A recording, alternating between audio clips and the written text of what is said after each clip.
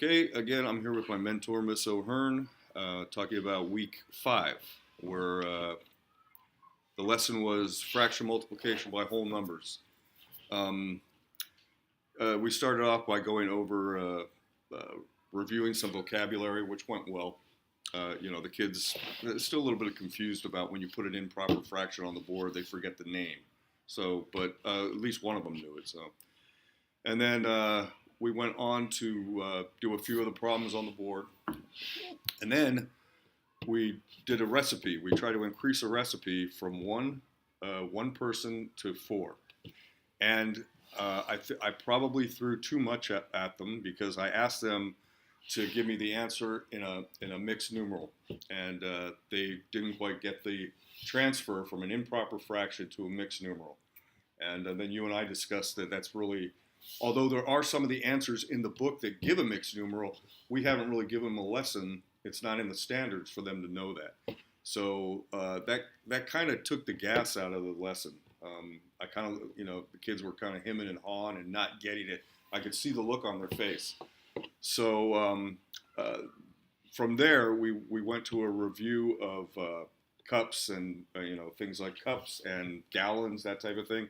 So that's when I took them out to the fountain, and they were able to fill up, use the actual manipulatives to fill up the water and answer a worksheet that I had. I think it was probably the first lesson where I didn't feel like I got them to engage as much until I took them outside. Then they had fun. Right. But I don't know. Maybe you could suggest, or no. I told you exactly what I think I did wrong. So maybe you could.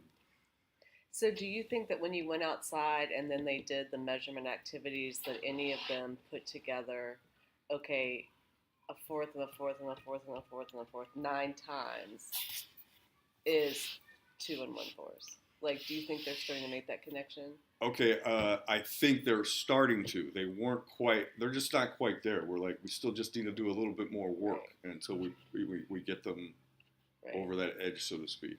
So I think with the everyday math, the way they're trying to bridge the gap into what all of these mixed numbers and the improper fractions is, they're trying to show them how the repeating of the adding of the small unit over and over again. So to me, it's also strange there's not a distinct lesson teaching how to change from the improper fraction to a mixed number, except it feels like the book has the idea that they're going to naturally make that transition because they're going to start to understand that it's a repeated unit after, small unit again and again. And eventually I think they want to build up that understanding before they want to jump into changing over. Okay, so to a mixed number. Again, it's that they're wanting to visualize, right? That's the whole idea now, that we don't memorize things anymore. They need to visualize. Okay, I'm starting to understand that a little bit more. So that was kind of hard for me too with this whole unit, was trying to understand how. So there are some kids that are ready to make that jump, and so I'm going ahead and letting them do that and still doing it on the board.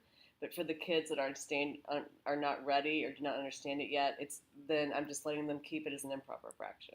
Okay. Right. But I've noticed the same thing that you noticed, was that this lesson is starting to get challenging, and they don't completely understand multiplying the fractions yet and what that means, what the answer actually means.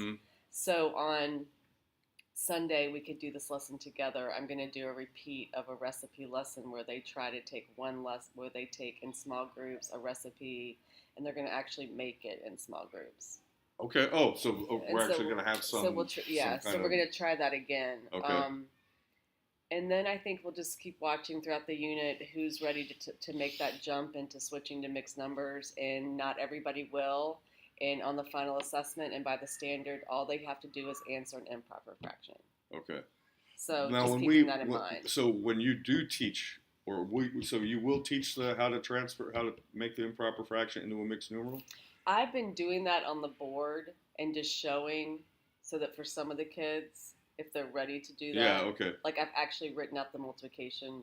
So you're teaching them, but multiply then add.